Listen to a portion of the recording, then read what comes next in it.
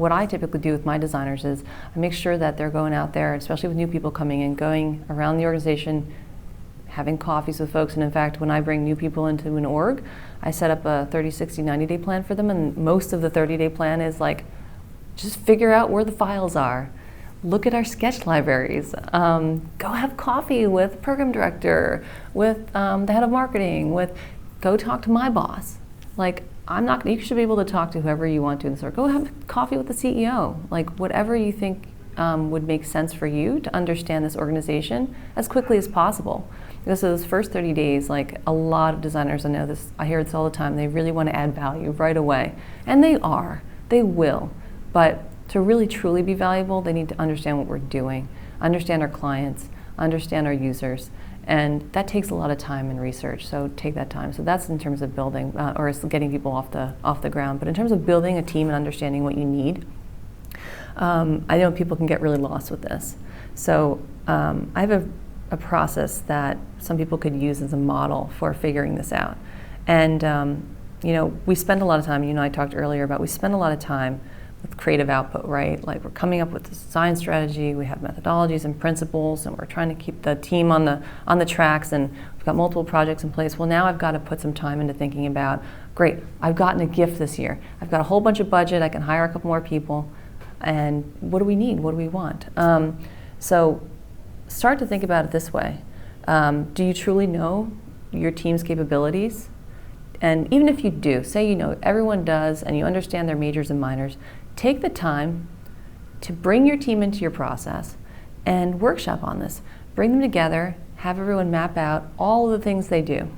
We do prototypes, we facilitate user research and interviews, we do UI design, we create specs for engineering, map it all out again. And you can kind of make a list of all of these competencies, these core competencies, if you will.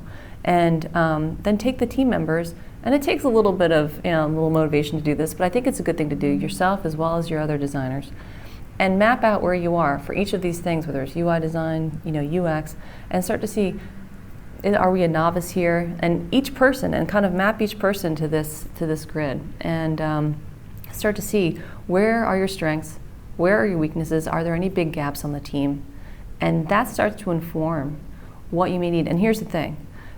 Depending on the size of your organization, you might be very lucky enough to have very specialized people in a very, very narrow area.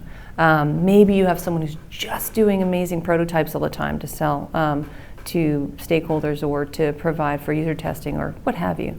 Well, an organization like this, New York Public Radio, we're really small, and we kind of need folks who are full stack. But at the same time, having focus in a particular area, but they still kind of extend beyond maybe one particular or two particular major design skill sets. So what we do is we use that competency framework that we map out with our team, and we've said, like, here are the 40 or so things that we want, and where are the gaps? So we've seen maybe there's a whole bunch of gaps on maybe visual design and UI, and it starts to craft this job description, if you will, for us. We're like, we know that there's this human we really need. We'd like them to come in with some of the other stuff too, but if they could really focus in this area, this would then be an add to the team. And one of the things you might hear about is like cultural fit. We don't believe in cultural fit here because we don't want to keep hiring the same, right? Cultural add. What are they going to add to this place? Like, I'm talking about whether it's skill set or even personality type. Sometimes design leaders tend to hire the same kind of personality. Maybe they're really outgoing and all their designers are really like introverted. Well, think about this, man. Think about how much better it'll be when you have someone with a different perspective coming in, different personalities. Maybe you need a comedian, Think about that too as you start to hire. And then you can take what you've created based off of that competency matrix or framework, you build the job description, and then to keep yourself on track, you then continue to take those skills, those competencies, and put them into what we call just like a skills matrix or for hiring. So, and everyone should grade all of the candidates based on that criteria. I think we were hiring people who were very specific to a domain or discipline, even a decade ago, whereas now, because we need people to flex, and I think people want to flex outside of what they're used to, and they want to grow and learn. So are you hiring people with the capacity to want to learn, to want to grow, and you should make sure that you've got questions in mind to figure that out, or other ways to figure that out, and you bring those folks in. I think those people are actually the most valuable to a team, are the ones who are most willing to take chances. And again, I think that's a style thing. I tend to like people who can put on an innovation cap and think outside of how they typically work today. And what's even more phenomenal is they could come into an organization, see how people are working, and then make suggestions on improving that. I think that's really important as well.